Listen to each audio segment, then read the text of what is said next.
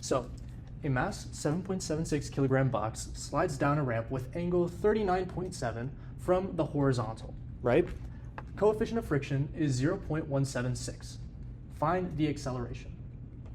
Now, when you see problems that have mass boxes, ramps, springs, pulleys, tables, things like that, you always want to draw a diagram. So what we're going to do is we're going to draw our little ramp, right? This angle, because it's from the horizontal, is going to be 39.7 degrees, right? And then we're going to put a little box on it. There's our little box. We're going to get gravity straight down, of course, mg. And then we're going to have our normal force parallel or perpendicular to the ramp, right? Now we have friction, which we are not given friction. This is the coefficient of friction, which we'll use in a formula to find the net friction, but let's just write Fk right there, okay? And then here is our acceleration, which we need to solve for, okay? Now I'm gonna put plus y in this direction. I'm gonna put plus x in this direction.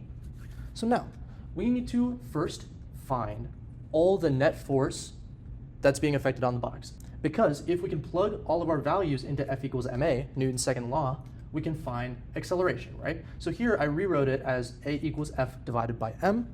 We already have mass, and we can calculate for the net force, given what we have, to find acceleration, right? So now we need to figure out what forces do we need to account for to actually implement it into our formula, right? So if you think about it, we have friction here, and then we have gravity here. I can't think of any other forces. I think that those are our two forces, right? So now let's go through and figure out gravity.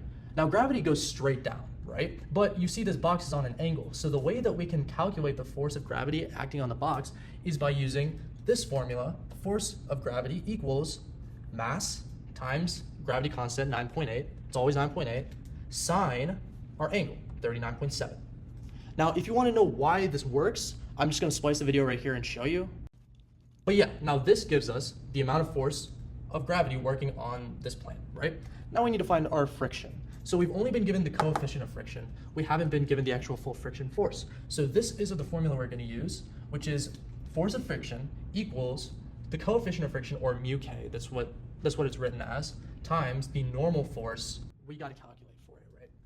So to find the normal force, it's almost exactly the same as finding the force of gravity, which is just mass times gravity, cosine 3.97.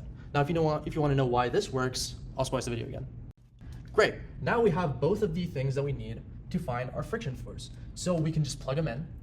0.176 for the coefficient, 58.63 for our normal force, and that gives us 10.32, right?